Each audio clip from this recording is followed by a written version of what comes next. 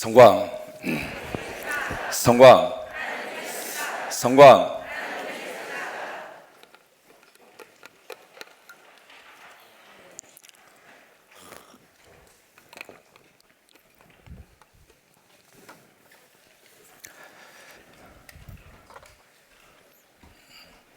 에스겔서의 말씀의 시작을 이렇게 보시면은 굉장히 특이한 것을 발견할 수 있습니다.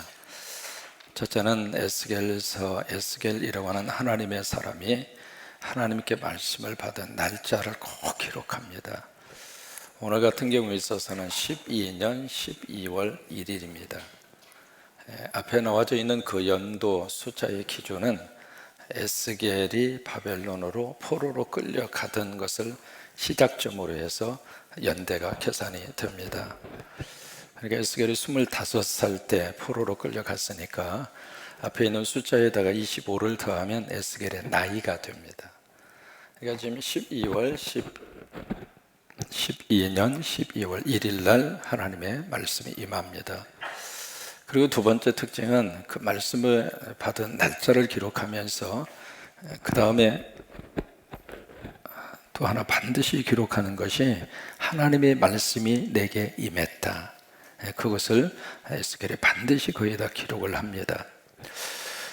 오늘 이 날짜가 왜 중요하냐면 그 유다가 언제 망했느냐면 에스겔 11년 4월 달에 망합니다. 그러면 오늘 이 말씀을 받은 12년 12월 1일은 유다가 망한 지 1년 8개월이 지났습니다. 그럼 우리 생각에 이미 유다는 망했잖아요.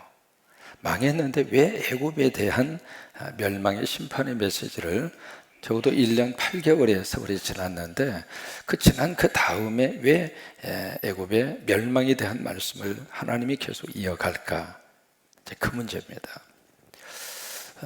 유다는 망했습니다만은 유다가 바벨론에 의해서 망한 다음에 그 다음에 무슨 국제 정치적인 흐름이 이어졌느냐면 바벨론의 왕이 유다를 통치할 수 있는 새로운 지도자를 세웁니다. 세워서 이제 나라를 완전히 거들낼 수는 없잖아요. 그리고 거기 이제 남아있는 백성들이 있으니까 그들을 잘 다스리고 이렇게 통치하도록, 물론 이제 바벨론의 꼭두각시입니다. 세워서 나름대로 삶이 이루어지도록 그 시스템으로 이제 바꾸어지게 되는데, 그 다음에 그 유다, 그 남아있는 백성과 새로 그 바벨론에 세운 그 지도자가 무슨 일이 발생을 하느냐면 바벨론에 세운 사람을 죽입니다. 죽이고 이 사람들이 어떤 생각을 갖느냐면 그래도 우리가 의지하고 도움을 받을 수 있는 대상은 애굽이다. 그러니까 그게 이제 유다의 백성들의 생각이었습니다. 사람이 한번 뭔가 이렇게 의지해야 되겠다, 뭔가 내가 지금 한번 이것을 붙잡아야 되겠다 딱 생각을 하고 그 대상을 딱 우리가 붙잡는 순간 참 묘하게도 끝까지 그것을 의지하고 싶은 거예요. 그래서 유다의 백성들 뿐만이 아니라 오늘 우리들도 똑같습니다.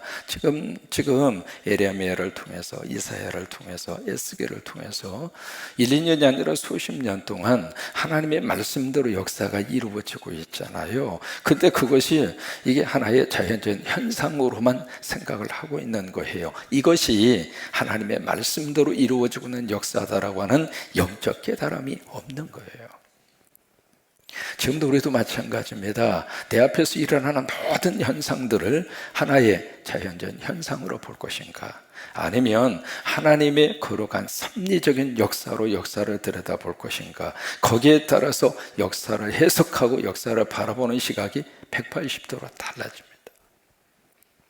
그래서 이 사람들은 나라가 그렇게 망했음에도 불구하고 마지막까지 우리를 지켜줄 대상은 애굽이다, 우리를 보호해 줄 대상은 애굽이다, 어떻게 해서든지 애굽의 손을 내밀어서 애굽이 우리를 잡아주면, 애굽이 우리를 도와주면 다시 우리는 일어날 수 있다, 그 생각을 가지고 바로 그 세운 지도자를 죽이고 거기에 남아있는 백성들과 더불어서 애굽으로 갈 생각과 계획을 꿈꾸고 있습니다. 이 모습을 보면 무슨 생각이 드느냐면 사람이 참 징그럽습니다. 우리 생각에는 참 지혜롭다고 생각하잖아요. 굉장히 판단력이 빠르다고 생각하죠. 참 묘하게도 고집도 보통 고집이 아닙니다. 이런 고집을 무슨 고집이라고 그래요? 예, 그래요. 그래서 오늘 말씀의 애굽에 대한 마지막 하나님의 심판의 메시지가 오늘 32장에서 선포가 되는 겁니다.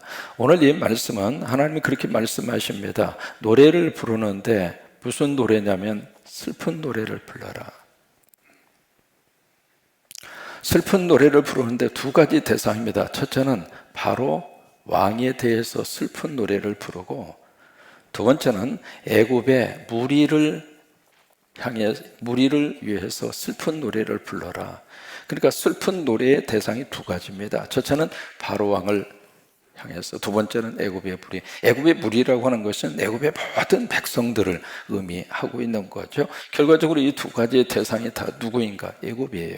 애굽을 향해서 무슨 노래를 부르는가? 슬픈 노래를 불러라. 이 슬픈 노래가 히브리 말로 키나라고 하는 거거든요. 이것이 바로 애가입니다. 애가, 그 유명한, 우리가 계속 들었던 단어죠. 애가.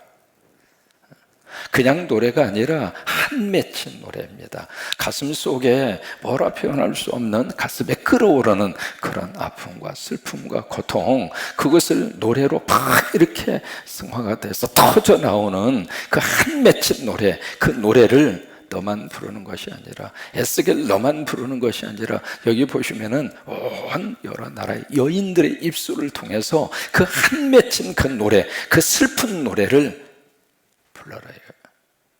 우리 여러분 2절을 보실까요? 2절에 그 말씀을 우리에게 주시고 있습니다. 2절 함께 읽습니다. 인자야, 너는 애굽의 바로 왕에 대하여 슬픈 노래를 불러 그에게 이르라. 슬픈 노래입니다.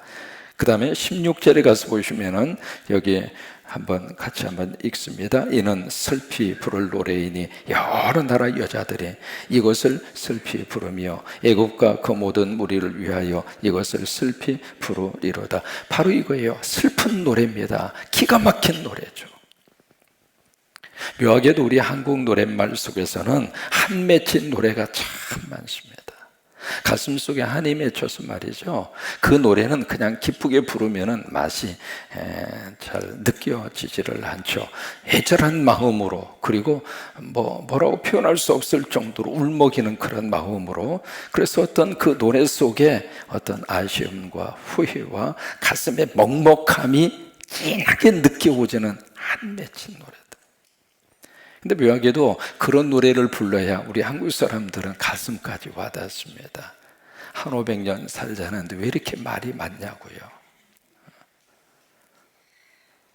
정은 두고 몸만 떠나는 그 임이 너무 그냥 눈물이 나고, 아무렴 그렇지 그렇고 말고 1500년 살자는데 웬 그렇게 성화를 대느냐고요. 그게 한 맺힌 거예요. 나를 두고 떠나는 입은 십리도 못 가서 발병이라 나버리라고, 그 말을 해야 하는 남아있는 자의 한 맺힌 그 마음의 서름과 눈물이 그 노랫말 속에 그대로 담겨져 있습니다. 타양살이 몇 해던가 손꼽아 세어보니 고향 떠난 시변이 청춘만 늙어. 이게요, 우리 노랫말 속에 그런 한 맺힌 노래에 그런 그 음뿐만이 아니라 가사도 마찬가지죠. 그게 우리 민족 속에 참 많이 그렇게 배어져 있습니다. 왜 그럴까요? 슬픔의 역사라고 하는 거예요. 고통의 역사라고 하는 거예요. 그래서 함석헌 씨는 우리 한국의 역사를 바로 고통의 시각에서 한국의 역사를 들여다보고 있는 겁니다. 그 한이 가슴 속에 이렇게 그냥 가슴 속에 채워져서 터져나오는 노래, 한 맺힌 노래죠. 슬픔의 노래죠. 바로 하나님은 에스겔을 통해서 이 바로의 왕과 그리고 애굽의 모든 이 백성들을 당해서 너희들의 현실이 바로 이와 같다 이거예요. 슬픔의 노래를 부를 수밖에 없는 그런 현실을 그렇게 하나님께서 말씀을 하시고 있습니다. 그러면서 2절 이하에 그 가사를 쭉 말씀을 하십니다. 그 가사의 내용을 보시면은 바로 내가 너를 사자처럼 생각했는데 실상은 네가 바로 큰 강에 누워있는 악어로다. 여러분 그 바로 파라오라고 그랬잖아요. 그 영어식 발음은 파라오, 이 바로 애굽의 모든 왕을 바로 또는 파라오라 그렇게 하잖아요. 근데 이 바로라고 하는 이 왕의 상징적인 그 모습이 바로 뭐냐면 사자입니다. 사자. 그래서 여러분 애굽의 카이로라고 하는 그 수도에서 조금 떨어져 유곽지대에 가면 기자라고 하는 지역이 있습니다. 그 기자라고 하는 지역에 가면 세조로 유명한 것을 두 가지를 볼 수 있습니다. 첫째는 피라밋을 볼 수 있고 두 번째는 스핑크스를 볼 수 있습니다. 여러분 많이 보셨던 그 사진이잖아요. 근데 저 뒤에 우뚝 솟아있는 저게 피라밋이거든요. 그 무덤이에요. 무덤이 그 앞에 딱 있는 스핑크스가 그 무덤을 지키는 수호신이다 그렇게 생각을 하는데, 뒤에 있는 그 피라밋이라고 하는 그게요, 와 세상에 저게 우리 보기에는 저게 뭔가 싶은 생각이 들잖아요.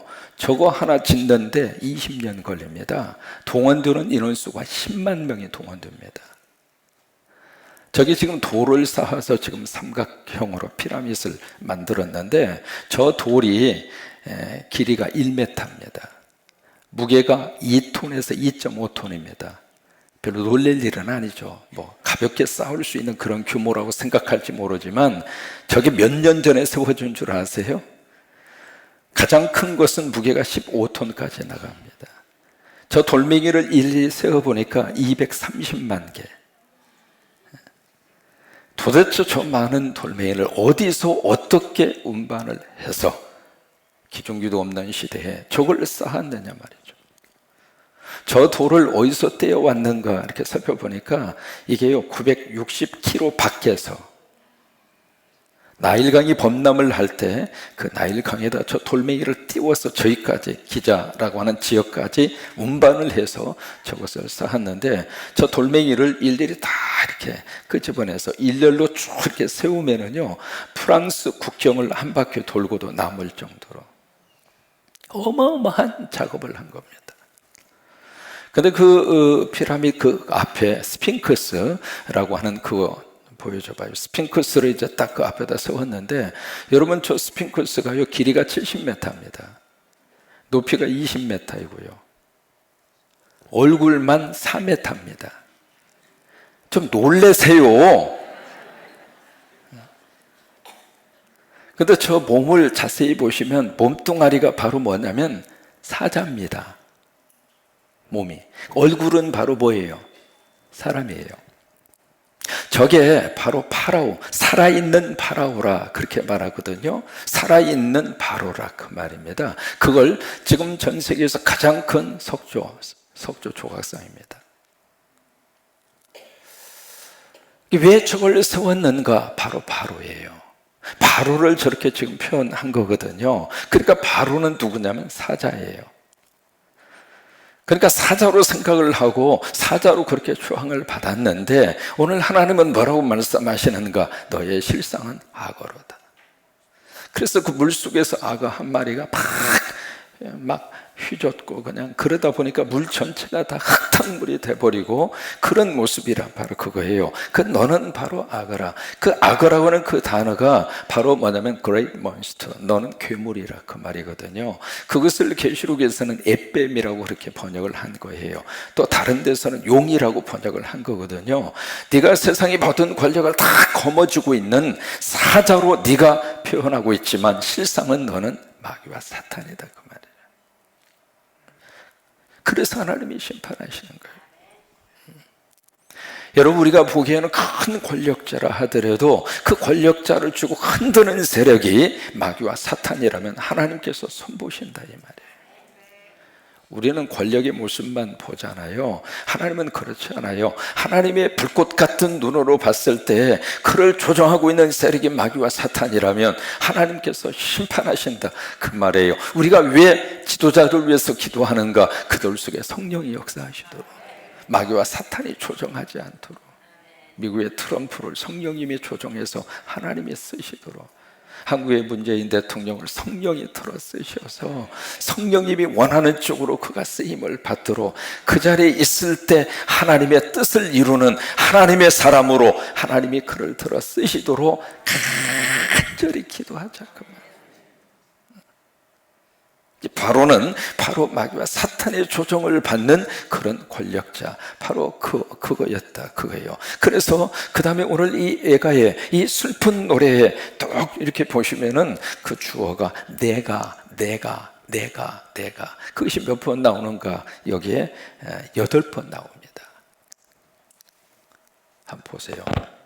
3절에 보시면 주 여호와께서 이같이 말씀하셨느니라. 누가? 내가. 그 내가가 누구일까요? 하나님이십니다. 내가 많은 백성의 무리를 거느리고 누구 그물? 내 그물. 하나님의 그물입니다. 여러분, 성경에서 그물이라고 하는 것은 무엇을 의미하느냐면 추수와 심판을 말합니다. 왜 예수님이 12제자를 이렇게 선택을 하실 때 그 중에 4명이 바로 어부입니다. 베드로, 야고보, 안드레, 요한. 왜 4명의 제자를 어부를 예수님이 선택을 하셨을까? 여러 가지 많은 의미를 가지고 있습니다. 그 어부의 특징이 바로 그물입니다.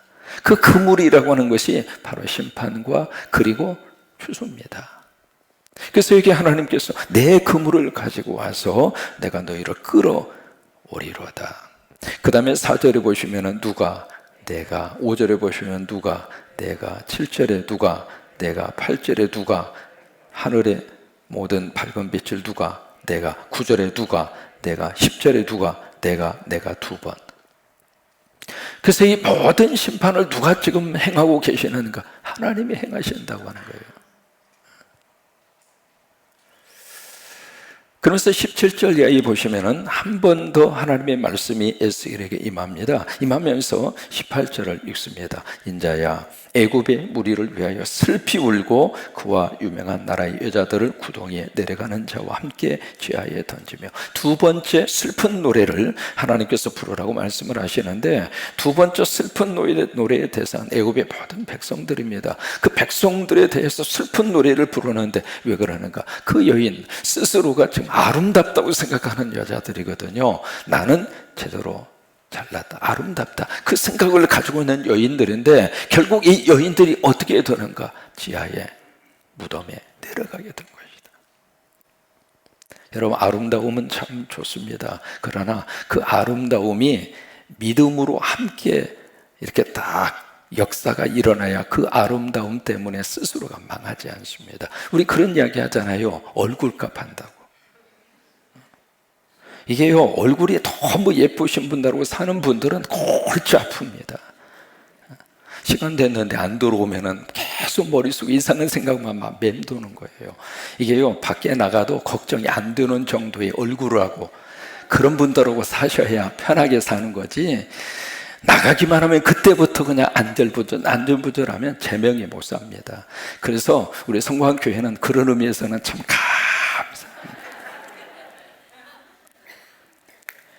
이게 애굽의 여인들은 모두가 다 얼굴값을 한 거예요.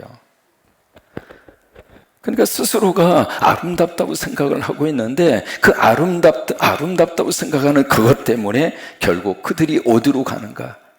지옥으로 간다 이 말이에요. 여러분, 얼굴이 아름다운 상태로 살면서 얼굴값 하다가 지옥 가는 거하고 그냥 그런 대로 하나님이 주신 대로 감사하면서 그냥 여기저기 마스크로 커버하고 그래도 그냥 봐줄만 하고 그런 모습으로 예수 잘 믿고 천국 가는 거, 어느 쪽이 좋습니까? 너무 여기에 신경 쓰지 마세요. 앞에서 보면 말이죠, 여러분 모두가 다 예쁘십니다. 아멘 하신 분은 더 예쁘고. 이게 하나님께서 여기에 이 애굽 사람들을 여인으로 그렇게 표현을 한 거거든요. 그렇게 해서 이제 하나님이 그들을 지하에 쫙 지옥으로 그렇게 보내게 되는데 거기에 특징적인 게 하나 있습니다. 바로 뭐냐면 할례 받지 아니한 자, 할례 받지 못한 자라고 하는 단어가 10번 나옵니다. 여기 할례 받지 못한 자, 할례 받지 아니한 자, 그들과 함께 이 애굽의 무리들이 던지움을 받을 것이다. 여기 할례 받지 못했다라고 하는 이 단어가 어떤 의미를 가지고 있는가? 여러분, 이 말은 다른 말로 말하면 구원받지 못했다 그 말이에요. 우리식으로 말하면 살림의 복을 받지 못했다 그 말이에요. 여러분, 예수 믿으면 하나님이 우리 살려주세요. 누가 살려주시는가? 하나님이 살려주세요. 구호 한번 외칠까요? 성광! 그래, 우리 믿음의 고백입니다. 이 모든 사태를 해결할 수 있는 분도 하나님이시고, 이것을 깨끗이 정리할 수 있는 능력도 하나님에게 있고, 모든 것의 살림의 출발은 하나님이시라 그 말이에요. 그런데 그 하나님으로부터 살림의 복을 받은 자가 할례 받은 자예요. 그래서 할례를 베풀어라. 무슨 얘기야? 너는 내 것이라 그 말이에요.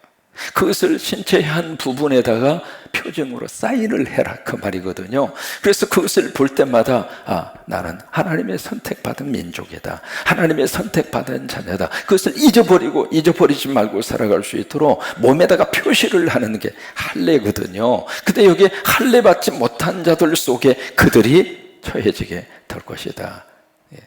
결국 무슨 얘기예요? 지옥 떨어진다 그 말이에요. 근데 지옥에 딱 가서 보니까 이미 와 계시는 분들이 그렇게 많아요. 그래서 여기 아수르라든지, 그 다음에 엘림이라든지, 메색이라든지, 두발이라든지, 그 다음에 그 나라들이 쭉 그렇게 기록이, 에돔이라든지, 그 나라들이 쭉 그렇게 기록이 돼 있는 거예요. 뭐냐면 딱 가서 보니까 지옥 동창생들이 그렇게 많이 거기에 우글거리고 있는 거예요. 이 6개 나라들이 바로 무엇을 의미하느냐면 한때 잘 나가던 사람들이에요. 폼 잡았던 사람이에요. 큰 소리 치던 사람들이거든요. 그런데 그 사람들이 거기에 딱 가서 보니까 이미 와서 자리 잡고 앉아 계시는 거예요. 그 내용을 지금 슬픈 노래로 쭉 그렇게 노래로 지어서 그것을 불러라 그 말이에요. 오늘 이 슬픈 노래를 우리가 들으면서 무슨 생각을 들을까? 한번 우리가 기억을 해봐야 할 필요가 있습니다. 왜 성경은 애굽이라고 하는 이 단어가 고집스럽게 그렇게 많이 등장하고 있는가? 우리 생각에는 지금 현재 이집트라고 하는 나라, 거기에 대한 하나님의 철저한 심판으로만 생각하고 끝날 경우가 있습니다만은, 사실은 이 단어로 표어져 있는 이 애굽이라고 하는 단어 속에 사실은 우리 안에도 애굽이 그렇게 많이 있다고 하는 거예요. 징그랄 정도로 의지하고 살고 싶은 대상, 어떤 일이 있어도 나는 그것을 놓을 수 없고, 아니 놓을 수 없다고 생각하는 애굽. 나라가 망해서 이미 하나님의 말씀이 이루어짐에도 불구하고 그래도 끝까지 내가 잡고 싶은 애굽. 그 애굽이 다 있다 이 말이에요. 한 끄집어내 볼까요? 도대체 내 속에 있는 애굽이 무엇일까? 가장 많은 것 중에 하나가 사실은 자식입니다. 어떤 면에서 우리가 영적으로, 신앙적으로, 성서적으로 부모와 자식의 관계를 좀 재정립해야 할 필요가 있습니다. 뭐냐면 자식을 사랑하는 단계를 넘어서서 자식이 하나님의 자리를 차지하는 경우들이 의외로 많습니다. 여러분, 그것은 자식 사랑이 아니라 부모의 욕심인 경우가 많습니다. 내가 낳았으니까 내 자식이죠. 맞습니다. 그럼 엄격하게 생각해 볼까요? 내 자식 이기 이전에 누구의 기업입니까?